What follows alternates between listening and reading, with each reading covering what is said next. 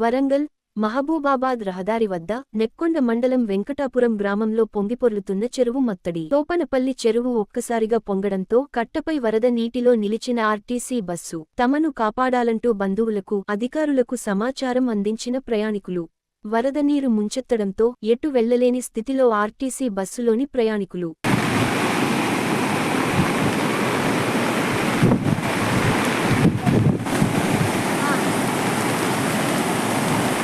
వెంకటాపురం తోపపల్లి మధ్యలో ఉన్న వాగులో మధ్యలో చిక్కున్నాం సార్. మేము మాకు తొందరగా హెల్ప్ చేయండి సార్. నిన్న నైట్ నుంచి మేము ఇబ్బంది పడుతున్నాం సార్ బస్సులో. అట్లాగే ఉన్నాం, చిన్నపిల్లలు, పెద్దవారు ఉన్నారు, అందరు ఉన్నారు. మాకు ఇమీడియట్గా హెల్ప్ చేయండి సార్. కొంచెం నైట్ నుంచి వాటర్ కూడా లేదు సార్ కనీసం మాకు తాగనీకి. ఇప్పుడు చూసారు కదా సార్, ఇక్కడ